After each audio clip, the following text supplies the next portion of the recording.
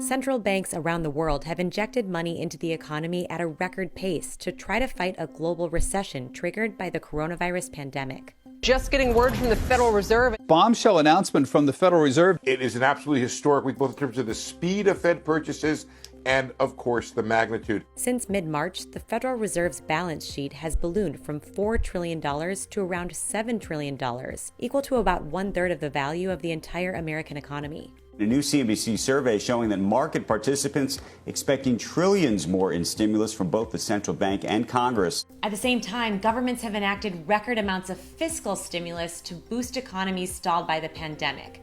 The infusion of cash into the financial system has renewed concerns that inflation could surge. As Milton Friedman said, inflation is always and everywhere a monetary phenomenon. If you believe that, you look at the central bank balance sheets exploding right now, and you say there's going to be inflation. Supply shocks have driven up prices for some goods over the past few months. Yet recent history suggests inflation is more likely to stay low for a long time, as unemployment remains near record high levels and consumer spending is subdued. While there certainly is quite a lot of disruption to the supply side of the economy, that's likely to be dominated by the huge hit to aggregate demand.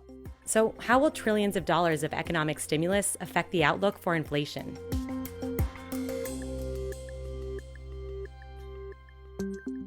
Inflation refers to an increase in the prices of goods or services over time. One well-known measure of inflation in the U.S. is called the Consumer Price Index, or CPI. The CPI is about the prices that we pay for services and goods and housing and rent. Economists say some inflation is healthy for the economy. When the economy is growing, more consumers and businesses are outspending money on goods and services. This increase in demand results in higher prices. Demand is an important factor in the outlook for inflation. Generally, when unemployment is high and consumer demand is weak, inflation is low.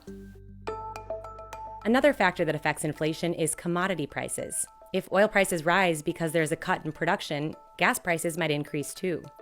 Consumer and business expectations about prices are another piece of the inflation puzzle. If a lot of people expect prices will rise in the future, they might spend more now, ultimately causing inflation. The level of actual inflation that we get will be pretty heavily influenced by the inflation rate that actors in the economy, so households, businesses, consumers, workers, investors, expect to prevail. Like many other central banks around the world, the Fed targets a 2% yearly inflation rate. At that rate, a cup of coffee that costs $2 this year would cost $2.04 next year. Not quite enough to break the bank. Central banks adjust their policies, normally by changing interest rates, to try to get to that 2% inflation level.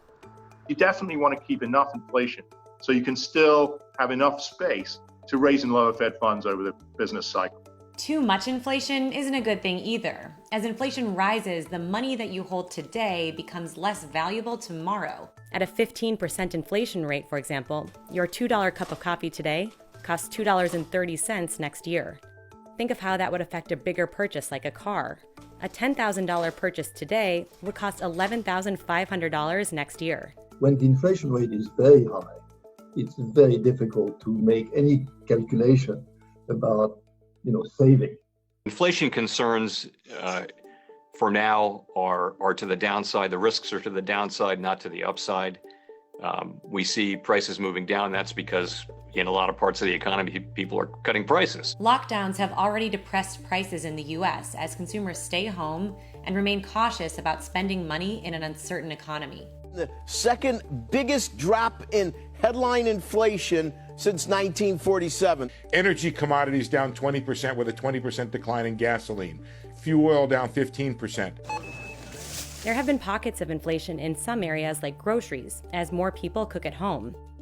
Disruptions in global trade from the virus have also raised prices for goods like medical supplies. Still, these supply shocks haven't offset overall weak demand. If you're in the average person's seat, we're talking about, grocery stores and that sort of thing. The idea that there's going to be an outbreak of inflation, 4%, 5%, that is just not on the horizon. Many economists and policymakers expect wages will stay low as unemployment remains high. Meanwhile, people are saving instead of spending their cash out of fear the economy could get worse. To try to boost the economy, policymakers in Washington have pumped trillions of dollars into the financial system in recent months. Economic theory suggests all this money printing could create the risk of inflation. Economist Milton Friedman famously said that if there's too much money in the economy chasing too few goods, prices will rise. When inflation was surging in the 1980s, Fed Chairman Paul Volcker put Friedman's theory to the test, and it worked. Volcker slowed the growth of money going into the economy and raised interest rates to tame inflation. But economists say there's been a break in the link between money creation and inflation in recent years as the banking system has become more complex. The rise of the financial system and the sort of the diversification of the financial system is one of the reasons why sort of the Milton Friedman view of the world really is not as applicable, particularly in the United States, as it was in an earlier time. It's important to understand that when the central bank prints money today, most of it isn't in the form of physical dollar bills. Instead, the Fed creates electronic money. It uses that electronic cash to buy assets and lend to banks, injecting money into the banking system. To buy treasuries, for example, the Fed uses so-called primary dealers, a group of around 24 big banks and brokerage firms that trade bonds. What happens when the Fed creates money is it strictly creates central bank money or reserves. Those are held by the banking system.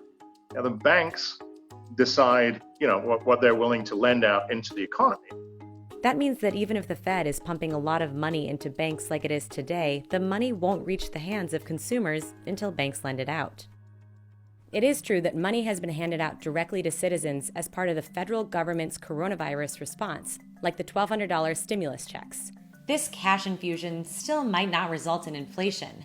Most Americans needed the checks to make day-to-day payments to make up for lost income during the crisis, not to go out and spend lavishly on other purchases. I think of them as more life preservers, trying to prevent the economy from getting into a deeper hole because of the COVID crisis, and they don't represent stimulus yet.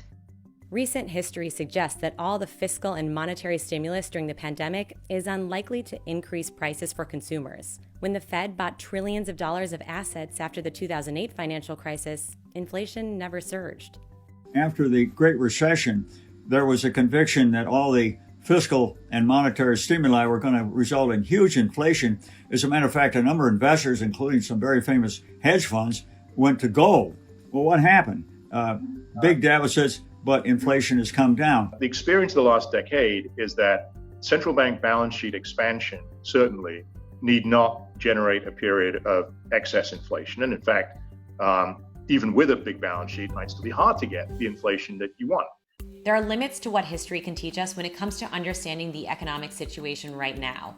Even if the economic stimulus doesn't result in higher prices for consumers, many say that inflation is showing up in the prices of other assets, like the stock market or the housing market. One of the most interesting questions that we have right now is the difference between the price inflation that you and I see at the grocery store or at the gas pump or when we're buying something.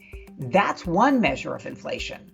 But another measure of inflation that is also very important is asset price inflation. In other words, what's happening to the stock market and what's happening to, credit spreads. I think we're looking at very significant increases in asset price inflation.